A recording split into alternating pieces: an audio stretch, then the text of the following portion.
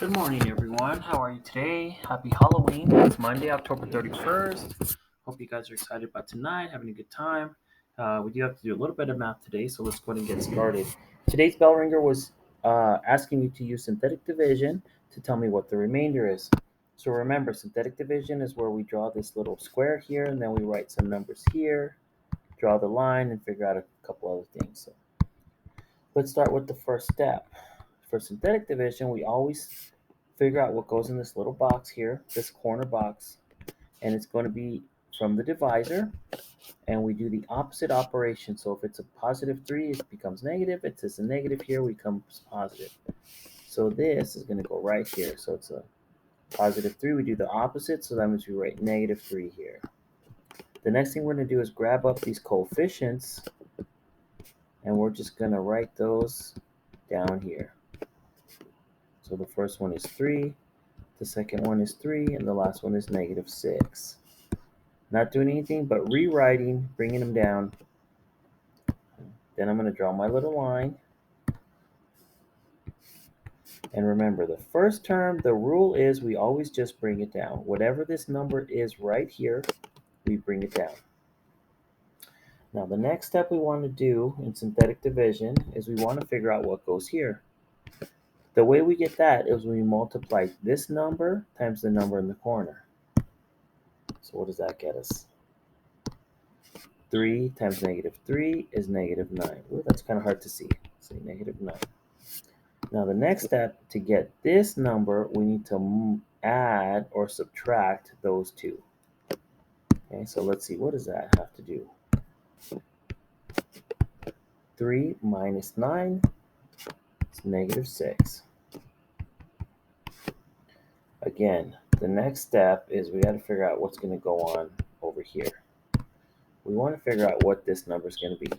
To get that, we multiply negative 6 times the corner, which is negative 3. Negative 6 times negative 3 is a positive 18. And then we just add this column to get the bottom number. So it's negative 6 plus 18, or the easier way to look at it is 18 minus 6. 18 minus 6 is a lot easier to solve. That's just 12.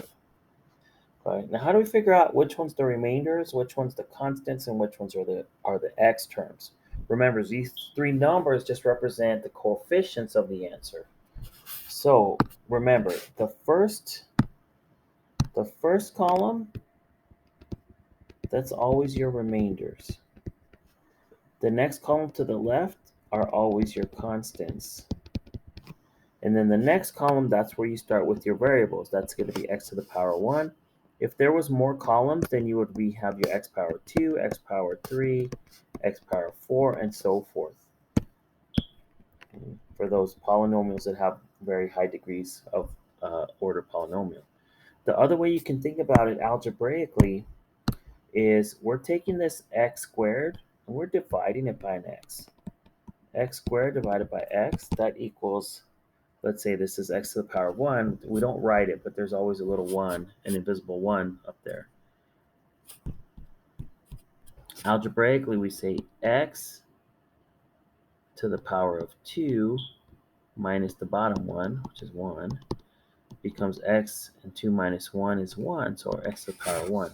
So if we start off with a degree 2, we know the first term of our answer is going to be an x to the power of 1. So there's two different ways to look at it and try to figure out what your first term is going to be. So if this first column represents your x terms, that means this is going to be 3x. These will be negative 6, your constant, and what's in front of this 12? Well, that's a positive.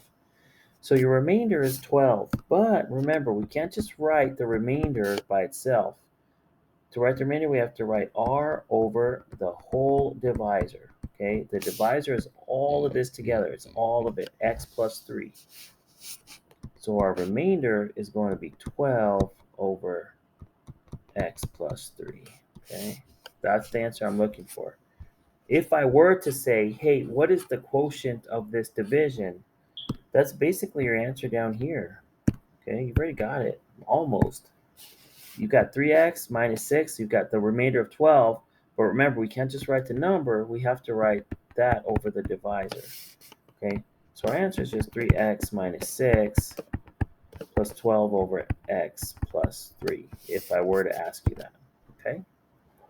If you don't understand this or you still have questions, you need to come see me for tutoring.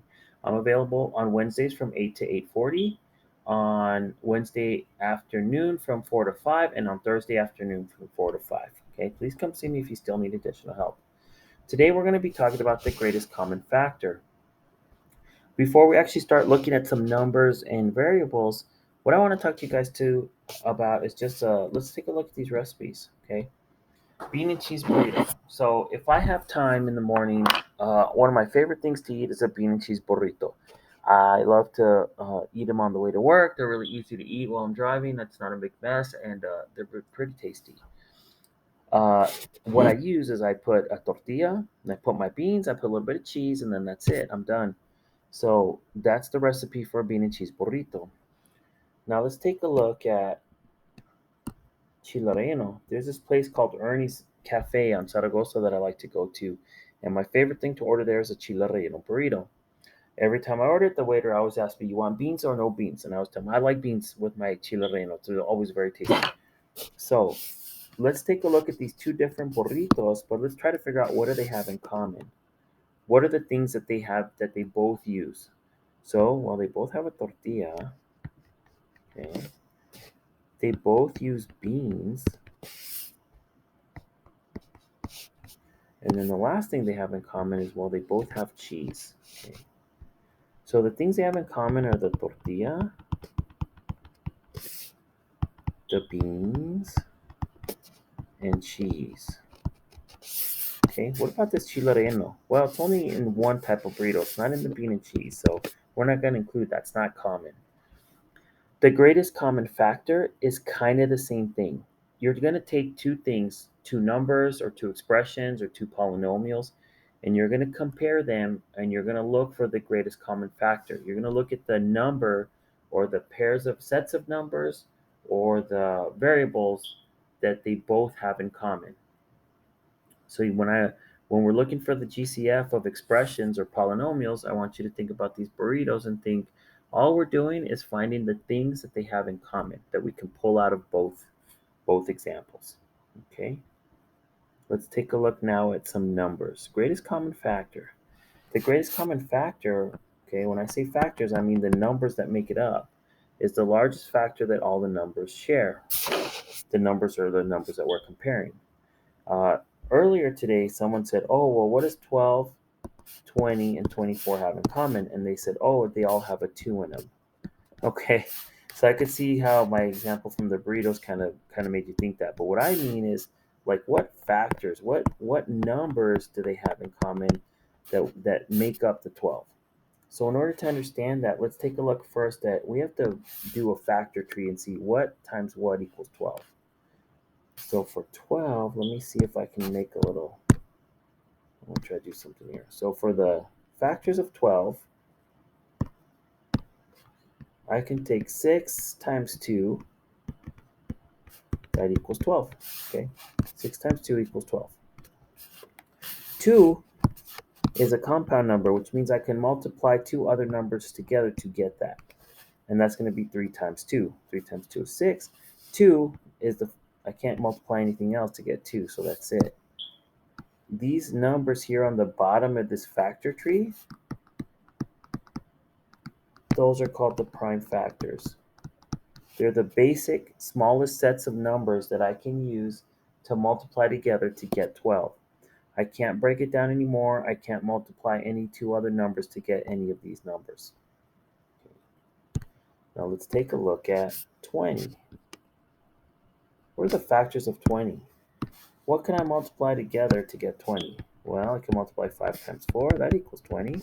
5 is a prime number, so that's it. I can't do anything else with that. But 4 is a compound number, which means I can break it down into 2 times 2. Okay, let's take a look here. Now, these are the prime factors. I'm just going to write prime factor, PF, of 20. And we've got one more number to compare. We got 24 over here that we want to figure out what's what. So let's take a look. What makes up 24? Well, 6 times 4, that equals 24. 6 is a compound number, and so is 4. So I can break that down into 3 times 2, and 4 I can break down into 2 times 2. Okay. So now let's see, what are the common factors, or what are the prime?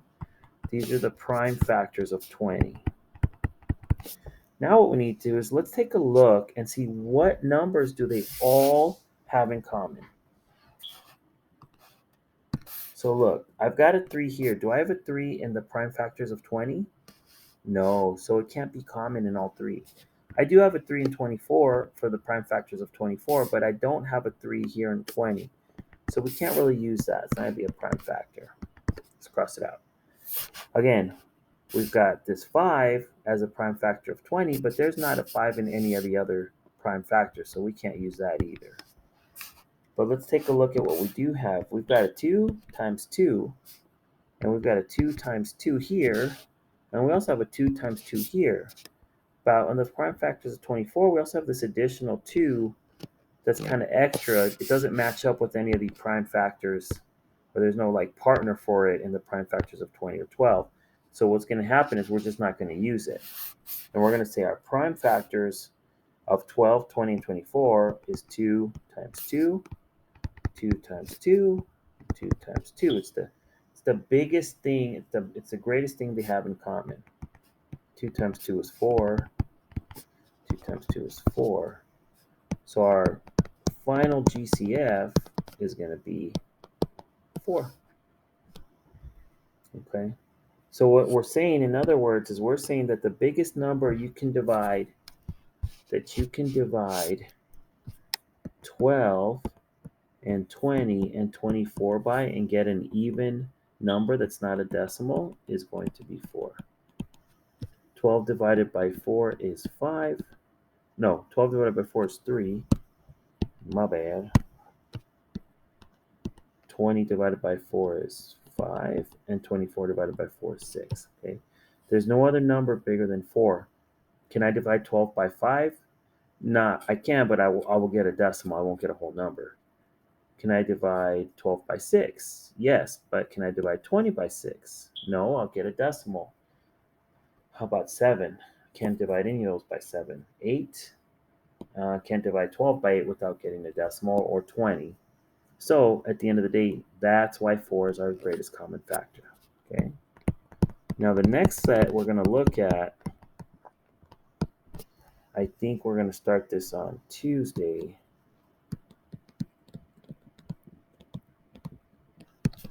Is we're going to find the GCF to factor polynomials.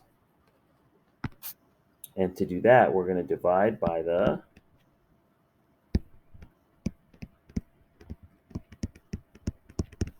greatest common factor. And then we're going to write the GCF and then the remaining factors in parentheses. So what our factor form is going to look like is going to be like the GCF in parentheses, some number here, and then a plus or a minus, and then some other number here, and then close parentheses.